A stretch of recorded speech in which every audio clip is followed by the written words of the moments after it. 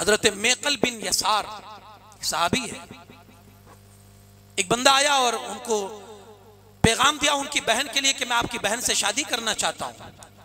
हजरत मेकल बिन यसार ने छानबीन करने के बाद कबूल कर लिया, ठीक है कोई बात नहीं।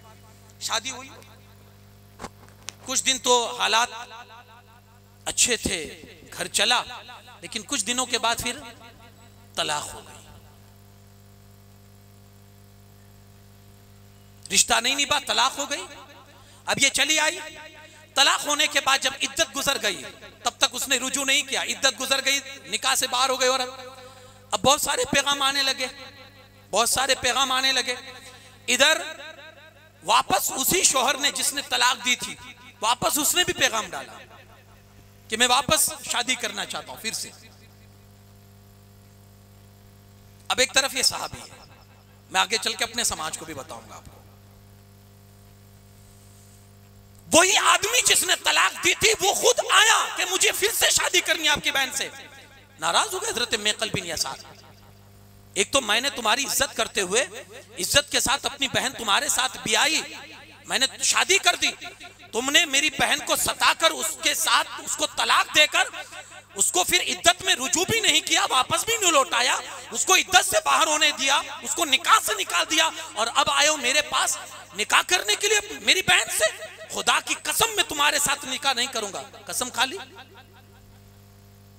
उसी पर अल्लाह की तरफ से आयत करीमा नाजिल हुई, इन्होंने कसम खा ली, साहबी कसम खा ली, उधर आयत करीमा नाजिल हुई, और जब तुम अपनी औरतों को तलाक दे दो, इद्दत गुजर जाए, मफहूम अर्ज कर रहा हूं आयत का मफहूम, और जब तुम अपनी औरतों को तलाक दे दो और इद्दत गुजर जाए और निकाह से बाहर हो जाए, फिर अगर दोनों आपस में राजी हो निकाह करने के लिए तो उनको निकाह करने दो, उनको निकाह करने दो। अल्लाह का हुक्म नाजिल हुआ, हजरत मेकल बिन यसार को पता चला।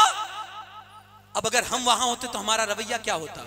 अपनी बहन को जिंदगी पर उसी हालत में बगैर शादी किए अपने घर में रखना हम गवारा कर लेते, लेकिन उस बंदे के साथ तो हम दोबारा निकाह नहीं करवाते जिसने हमारी बहन को तलाक दिया है। ये हमारा, फिर चाहे कोई भी शरीयत का कानून हमारे सामने लाकर रखे, हदीस सुनाए, हम उस पर अमल नहीं करते कि अब तो जिंदगी में मैं अपनी बहन को उसके घर में हरगिज नहीं भेज सकता हूं। लेकिन एक सहाबी का रवैया देखे कि जिनके ईमान का तकाजा उनके लिए क्या था। इधर हजरत मेकल ने जैसे आयत करीमा सुनी, अल्लाह का ये हुक्म है, जानते उन्होंने क्या किया? कसम को तोड़ा और अपनी बहन की शादी उस सहाबी के साथ दोबारा कर दी। कहा मेरे रब का हुक्म है, अब हमारा कुछ ना चले इसमें, मेरे रब का हुक्म है।